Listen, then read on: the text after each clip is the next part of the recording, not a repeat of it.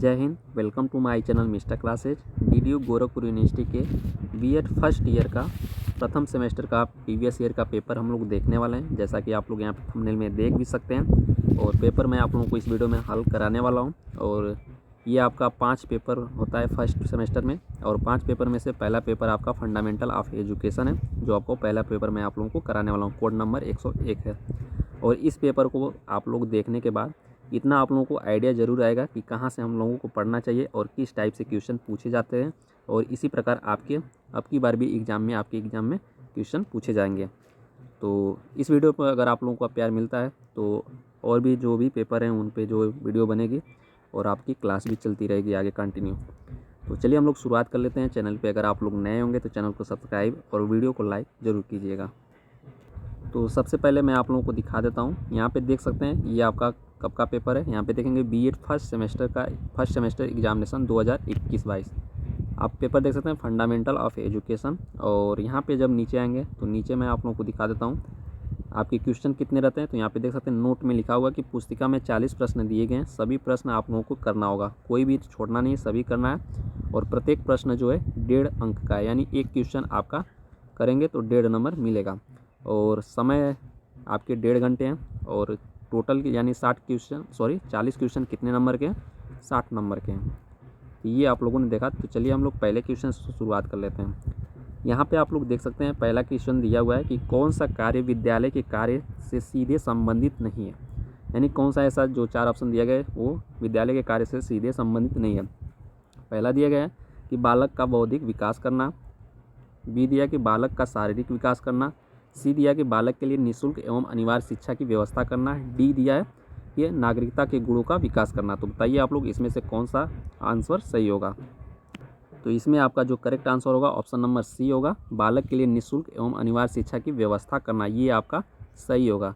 और जो विद्यालय के कार्य से सीधे संबंधित है, यानी बालक का जो विद्यालय में सर्वांगीण विकास होता है, जिसमें आपका बालक का बौद्धिक विकास करना, बालक के शारीरिक का विकास करना और नागरिकता के गुणों का विकास करना। ठीक है, तो ये आपके तीनों सही है, लेकिन नहीं पूछा है तो आपका ऑप्शन नंबर सी करेक्ट हो जाएगा।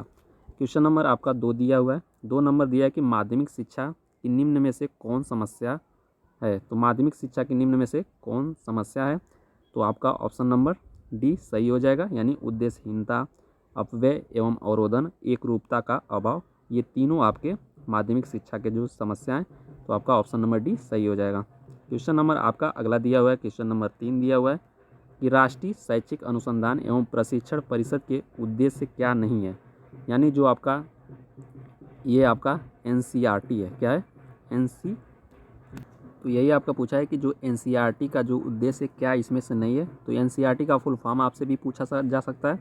तो एनसीईआरटी का फुल फॉर्म क्या हो जाएगा? National council of education research and training. तो इसका ये फुल फॉर्म आप लोग याद रखिएगा।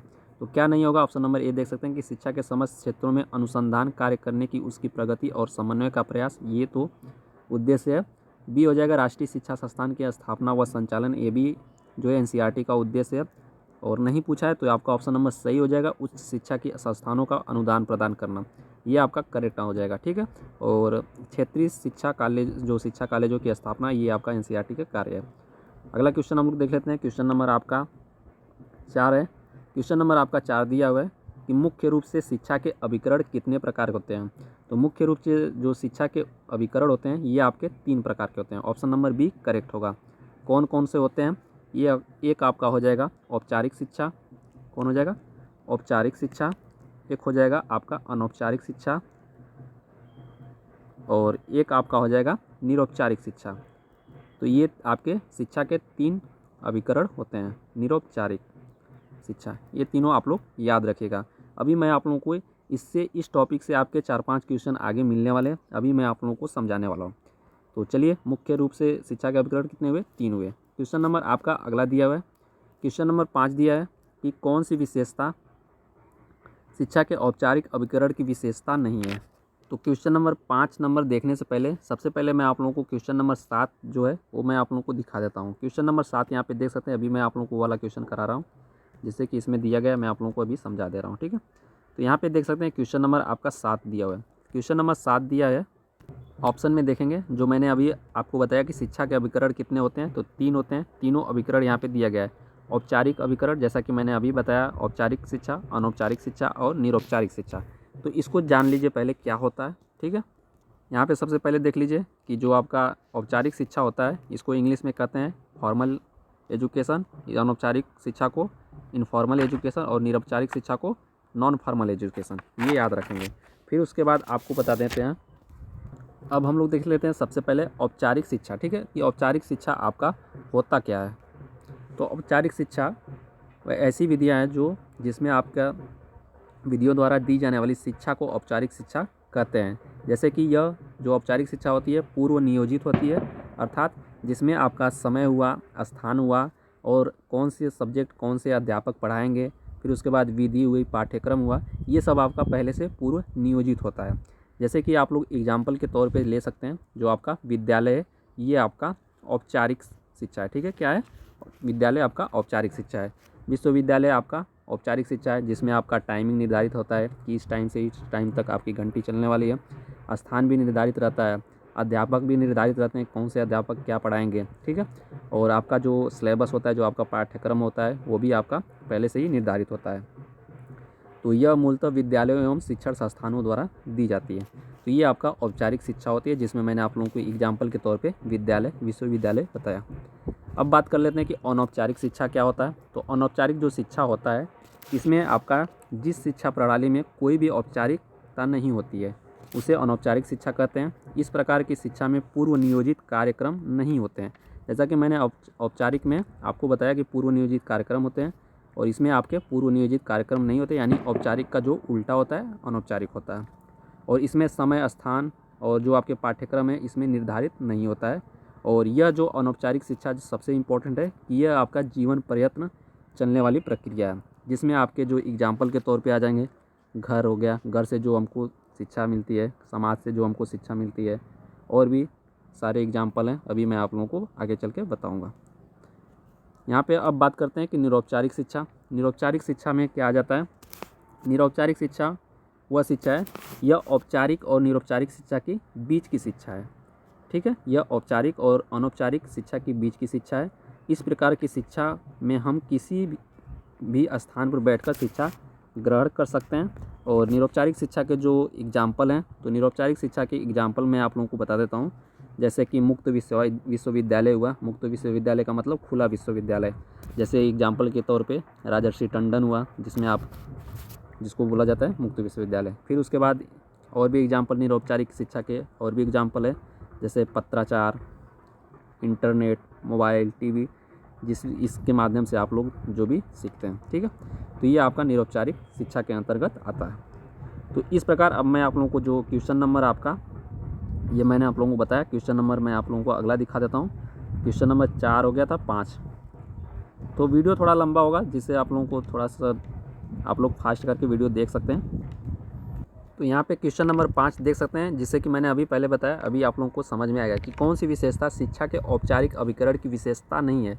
तो पहला ऑप्शन नंबर ए दिया है कि ये अभिकरण व्यक्ति के ऊपर जीवन प्रयत्न शैक्षिक प्रभाव डालते हैं, यानी जीवन प्रयत्न यह चलने वाली प्रक्रिया है। क्या यह सही है या गलत है, इसको बताना है। अगला देख सकते हैं, बी दिया कि इनका प्रमुख उद्देश्य व्यक्ति को शिक्षा देना होता है। सी दिया कि इस प्रकार की शिक्षा नियमित, सुसंगठित और व्यवस्थित होती है। जैसा कि मैंने आप लोगों को बताया कि जो आपका शिक्षा नियमित, सुसंगठित और व्यवस्थित होती है, और उपरोक्त में से कोई नहीं। तो ये आपका बताया, ये औपचारिक पूछ रहा है ना, तो औपचारिक की विशेषता नहीं है। तो औपचारिक की विशेषता क्या नहीं है?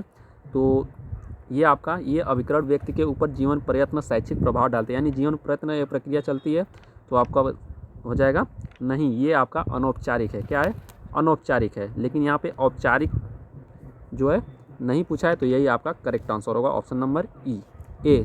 और आपका ये आपका इनका प्रमुख उद्देश्य व्यक्ति को शिक्षा देना सही है। और जो आपका नियमित, सुसंगठित, व्यवस्थित होता है, ये भी मैंने आप लोगों को बताया, तो ये आपका ऑप्शन नंबर 1 करेक्ट हो जाएगा।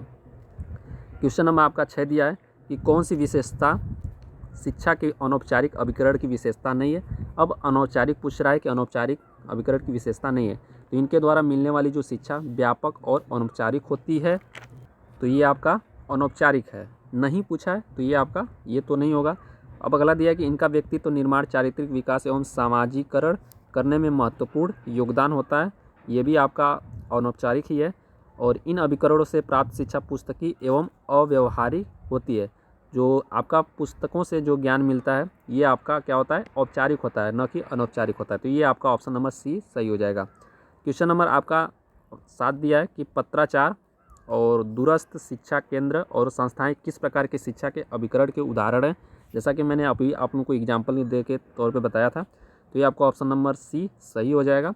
निरौपचारिक अभिकरण के उदाहरण है पत्राचार हुआ, दूरस्थ शिक्षा हुआ यानी मुक्त विश्वविद्यालय, और आपके टीवी हुआ इसके माध्यम से, इंटरनेट के माध्यम से जो भी शिक्षा मिलती है ये आपका निरौपचारिक शिक्षा के अंतर्गत आता है। औपचारिक आपका विश्वविद्यालय हुआ, विद्यालय हुआ। अनौपचारिक में आपका समाज हुआ, घर हुआ, परिवार हुआ, ये आपका अनौपचारिक के उदाहरण है। तो इसका जो करेक्ट आंसर होगा ऑप्शन नंबर सी होगा। क्वेश्चन नंबर आपका अगला है, शिक्षा क्या है। तो शिक्षा एक वस्तु है, शिक्षा एक व्यवस्था है, शिक्षा एक पुस्तक है, शिक्षा ज्ञान तथा अनुभव है। तो इसका जो करेक्ट आंसर होगा ऑप्शन नंबर डी, शिक्षा एक ज्ञान तथा अनुभव है। क्वेश्चन नंबर 9 दिया है कि कौन सा कथन गलत है। तो ऑप्शन नंबर ए दिया कि शिक्षा एक अविरल प्रक्रिया यानी लगातार प्रक्रिया, शिक्षा एक त्रिमुखी प्रक्रिया है, शिक्षा एक गतिहीन प्रक्रिया, शिक्षा एक सउद्देश्य प्रक्रिया है। तो इसका जो गलत है ये आपका ऑप्शन नंबर सी है, शिक्षा एक गतिहीन प्रक्रिया है, ये आपका करेक्ट हो जाएगा। जो क्वेश्चन नंबर 10 दिया है कि कौन सा शिक्षा का उद्देश्य नहीं है। तो शिक्षा का उद्देश्य क्या नहीं है। तो शिक्षा का उद्देश्य क्या होता है, तो ये पहले देखेंगे। तो शिक्षा का उद्देश्य जो होता है व्यक्ति का मानसिक विकास करना, व्यक्ति को शिक्षक बनाना, व्यक्ति को चारित्रिक विकास करना, व्यक्ति का सर्वांगीण विकास करना। तो पूछा है कि उद्देश्य नहीं है, क्या शिक्षा का उद्देश्य नहीं है। तो व्यक्ति को शिक्षक बनाना ये उद्देश्य नहीं होता है। शिक्षा का उद्देश्य ये होता है कि उसका जो है सर्वांगीण विकास करना, यानी उसके मन का विकास, मानसिक विकास करना, उसके चरित्र का विकास करना, उसके शारीरिक का विकास करना, ये आपका होता है। ठीक है, तो व्यक्ति को शिक्षक बनाना नहीं है शिक्षक का उद्देश्य। अगला देख लेते हैं, क्वेश्चन नंबर आपका 11 है। क्वेश्चन नंबर 11 दिया हो कि यह परिभाषा किसने दी कि सर्वोच्च शिक्षा वह है जो हमें केवल सूचनाओं ही नहीं देती वरन हमारे जीवन और संपूर्ण सृष्टि में समरसता पैदा करती है। तो ये जो है कथन ये किसका है। तो ये आपका option number C Rabindranath Tagore ji का है। अगला क्वेश्चन देख लेते हैं। क्वेश्चन नंबर आपका 12 है कि जो आपका एजुकेशन है, ठीक है, एजुकेशन शब्द किन दो शब्दों से मिलकर बना है। तो एजुकेशन जो शब्द है किन दो शब्दों से मिलकर बना है। तो आपका एजुकेशन जो शब्द है ये आपका लैटिन भाषा के एजुकेटम से बना है। किससे बना है, एजुकेटम से बना है। ठीक है, ये याद रखेंगे, ये क्वेश्चन आपके एग्जाम में पूछा ही जाएगा।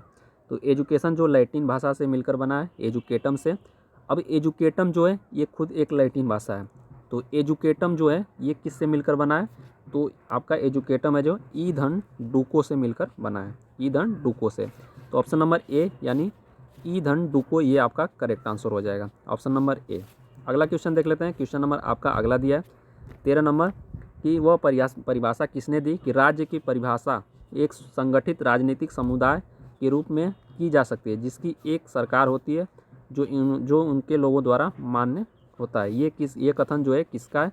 तो ये आपका ऑप्शन नंबर जो करेक्ट हो जाएगा ऑप्शन नंबर बी IL कंडेल। ठीक है, तो ये आपका करेक्ट होगा। क्वेश्चन नंबर आपका 14 दिया है कि एजुकेशन शब्द की उत्पत्ति लैटिन भाषा के निम्न में से किस शब्द से हुई है।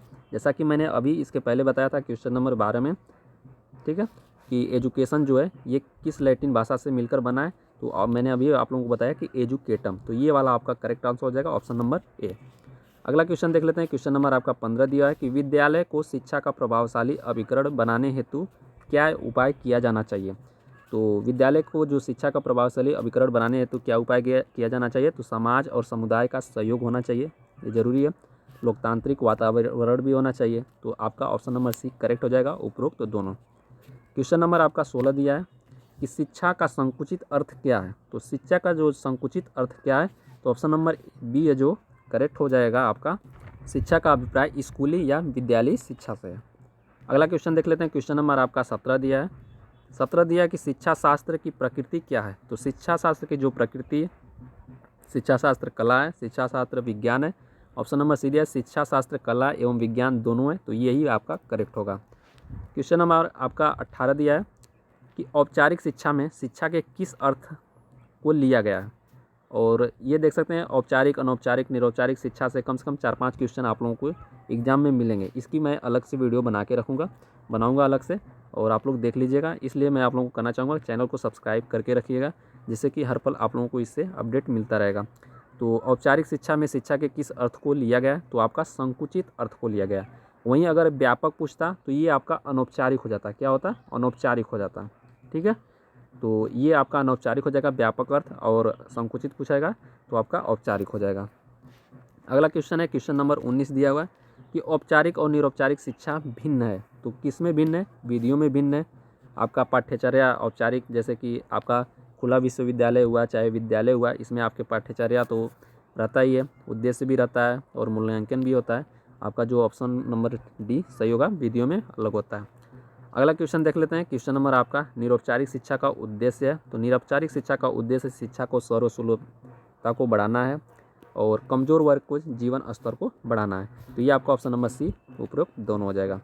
अब देख लेते हैं क्वेश्चन नंबर आपका 21 है कि मुक्त विश्वविद्यालय का जो सर्वोत्तम उदाहरण क्या है। तो मैंने अभी आप लोगों को क्वेश्चन नंबर 7 में एग्जाम्पल दे के बताया था। मुक्त विश्वविद्यालय किसके अंतर्गत आता है? तो निरौपचारिक शिक्षा के अंतर्गत आता है। ऑप्शन नंबर बी करेक्ट हो जाएगा। क्वेश्चन नंबर 22 है, किसने कहा कि शिक्षा पूर्ण जीवन है? तो शिक्षा किसने कहा कि शिक्षा एक पूर्ण जीवन है? तो आपका हर्बर्ट स्पेंसर सही हो जाएगा।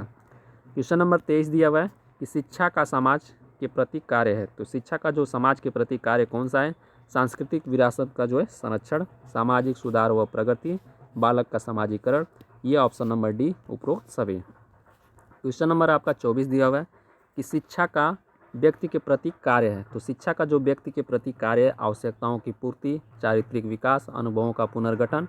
ऑप्शन नंबर डी उपरोक्त सभी। तो आपका डी वाला सही हो जाएगा। अब क्वेश्चन नंबर 25 देख लेते हैं। किसने कहा कि विद्यालय जो है माँ के घुटनों में होता है? ये कथन आपका किसका है? तो कॉमेनियस का है। ऑप्शन नंबर सी करेक्ट हो जाएगा। क्वेश्चन नंबर आपका 26 दिया हुआ है कि कौन सा कार्य राज्य के शिक्षा संबंधी कार्य से अलग है? तो कौन सा ऐसा कार्य जो राज्य के शिक्षा संबंधी कार्य से अलग? तो आपका ऑप्शन नंबर डी सही हो जाएगा। ये आपका विद्यालय के लिए बालक को तैयार करना है। क्वेश्चन नंबर आपका 27 दिया हुआ है। 27 दिया हुआ है कि प्राथमिक शिक्षा का राष्ट्रीय पोषाहार सहायता कार्यक्रम कब शुरू किया गया था? तो प्राथमिक शिक्षा का राष्ट्रीय पोषाहार सहायता कार्यक्रम 1995 में प्रारंभ किया गया था। तो ये सारे क्वेश्चन आपके एग्जाम में इसी प्रकार से आपको क्वेश्चन जो है पूछे जाएंगे, और आप लोग देख सकते हैं कहाँ कहाँ से क्वेश्चन बन सकते हैं। दिया जाए यहाँ पे 28 नंबर की सर्व शिक्षा अभियान की शुरुआत किस सन में हुई? तो सर्व शिक्षा अभियान की शुरुआत ऑप्शन नंबर डी 2001 में हुई। क्वेश्चन नंबर आपका अगला दिया है कि भारत में मोटे रूप से कितने प्रकार की प्रारंभिक शिक्षाएं संस्थाएं पाई जाती है? तो आपका राज्य की मान्यता प्राप्त, मान्यता एवं सहायता प्राप्त, गैर मान्यता एवं गैर सहायता प्राप्त संस्थाएं। ये आपका उपरोक्त सभी हो जाएगा। अगला क्वेश्चन देख लेते हैं। क्वेश्चन नंबर 30 दिया है कि भारतवर्ष में माध्यमिक शिक्षा प्राप्त करने वाले विद्यार्थियों की लगभग आयु होगी तो कितनी होती है? 14 से लेकर 18 वर्ष तक होती है। क्वेश्चन नंबर 31 दिया हुआ है कि माध्यमिक शिक्षा के लिए निर्धारित मानकों को लागू करने वाली संस्था है। तो माध्यमिक शिक्षा के लिए निर्धारित करने वाली जो संस्था कौन सी है? तो आपका NCERT है। इसको आप लोग ध्यान रखेंगे। अगला क्वेश्चन देख लेते हैं। क्वेश्चन नंबर आपका 32 है कि शिक्षा के विकास की कुंजी मानना चाहिए। यह कथन किसका है? तो कोठारी आयोग का है। ऑप्शन नंबर ये करेक्ट हो जाएगा। अब बात करते हैं क्वेश्चन नंबर 33 कि राष्ट्रीय शिक्षक परिषद का कार्य क्या नहीं है? तो राष्ट्रीय शिक्षक परिषद यानी आपका जो NCTE होता है, NCTE, तो इसका जो कार्य पूछा है तो विद्यालय को जो मान्यता प्रदान करना, ये आपका तो NCT का कार्य होता है। अब यहाँ पे देखेंगे प्रशिक्षण संस्थाओं को मानदंड एवं स्तर का निर्धारण करना, ये भी NCT का कार्य है। अब यहाँ पे क्या नहीं पूछा है? तो ये आपका ऑप्शन नंबर सी हो जाएगा। सेवारत शिक्षक प्रशिक्षण को प्रोत्साहन का दिशा निर्देश देना, ये आपका करेक्ट हो जाएगा। क्वेश्चन नंबर आपका 34 दिया है कि भारत में अध्यापक शिक्षा की गुणवत्ता पर नियंत्रण की जिम्मेदारी निम्न में से किसकी है? तो भारत में अध्यापक शिक्षा की गुणवत्ता पर नियंत्रण की जिम्मेदारी किस? तो आपका ऑप्शन नंबर जो हो जाएगा बी करेक्ट, NCT की। अगला क्वेश्चन देख लेते हैं। क्वेश्चन नंबर आपका 35 दिया है। किसने कहा विद्यालय मनुष्य द्वारा निर्मित वे संस्थाएं जिनका उद्देश्य बच्चों का सुसमायोजित और समाज के कुशल सदस्य बनाने में सहायता करना? तो ये आपका करेक्ट आंसर हो जाएगा। ऑप्शन नंबर बी करेक्ट हो जाएगा। अगला क्वेश्चन देख लेते हैं। क्वेश्चन नंबर 36 है। क्वेश्चन नंबर 36, यह परिभाषा किसने दी कि परिवार एक ऐसा समूह है जो पर्याप्त रूप से निश्चित लैंगिक संबंध पर आधारित है और जो इतना अस्थायी होता है कि उसके द्वारा बच्चों का जन्म व पालन पोषण की व्यवस्था की जाती है। तो ये आपका ऑप्शन नंबर 1 करेक्ट हो जाएगा। मैकाइवर एवं पेज ने कहा था। क्वेश्चन नंबर 37 दिया हुआ है कि किसने कहा कि समुदाय एक ऐसा सामाजिक समूह है जो एक निश्चित भूभाग पर रहता है और जिसमें हम की भावना पाई जाती है। तो इसका जो करेक्ट आंसर होगा ऑप्शन नंबर बी करेक्ट हो जाएगा, बोगार्ट्स। अगला क्वेश्चन देख लेते हैं। क्वेश्चन नंबर आपका 38 दिया हुआ है कि शिक्षा का राष्ट्र के प्रति कार्य है। तो शिक्षा के जो राष्ट्र के प्रति कार्य, नागरिक व सामाजिक कर्तव्यों की भावना का विकास, राष्ट्रीय एकता। ऑप्शन नंबर डी करेक्ट हो जाएगा, उपरोक्त सभी। 39 दिया हुआ कि शिक्षा के अनौपचारिक साधन का उदाहरण है। तो मैंने आप लोगों को क्वेश्चन नंबर 7 में ही एग्जाम्पल के तौर पे सारे बताए हैं कि औपचारिक कौन होता है, अनौपचारिक कौन होता है, निरौपचारिक कौन होता है। तो अनौपचारिक साधन का जो उदाहरण है आपका परिवार करेक्ट हो जाएगा। विद्यालय आपका क्या हो जाएगा, औपचारिक हो जाएगा। विश्वविद्यालय भी आपका औपचारिक हो जाएगा। ठीक है, तो इस प्रकार आप लोग देख सकते हैं। क्वेश्चन नंबर आपका 40 और लास्ट क्वेश्चन है कि किसने कहा शिक्षा के कार्य को पूरा करने के लिए समाज ने कुछ विशिष्ट संस्थाओं को जन्म दिया। इन्हीं संस्थाओं को शिक्षा के अभिकरण कहा जाता है। तो ये जो कथन है किसका है, बी.डी. भाटिया का है। तो ये 40 क्वेश्चन आपके जो प्रीवियस ईयर क्वेश्चन मैंने आप लोगों को हल कराया। तो ये आप लोग इसको देखने के बाद आप लोगों को समझ में आ गया कि कौन से क्वेश्चन कहाँ से बनते हैं और कौन सी जो किस टॉपिक से क्या पढ़ना हमको चाहिए। तो अगर आप लोग ऐसी ही वीडियो आगे भी चाहते हैं तो आप लोग नीचे कमेंट बॉक्स में कमेंट करके बताइएगा। अगर वीडियो पसंद आएगा तो सपोर्ट जरूर कीजिएगा और लाइक सब्सक्राइब तो आपके लिए जो बनता ही है। तो बताइएगा आप लोग कमेंट करके।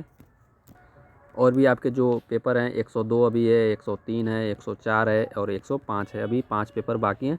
तो आप लोग कमेंट करके बताइएगा। और क्लास भी आपकी जो है टॉपिक वाइज आगे चलने वाली है। तो मिलेंगे अगले वीडियो में। ओके दोस्तों, जय हिंद।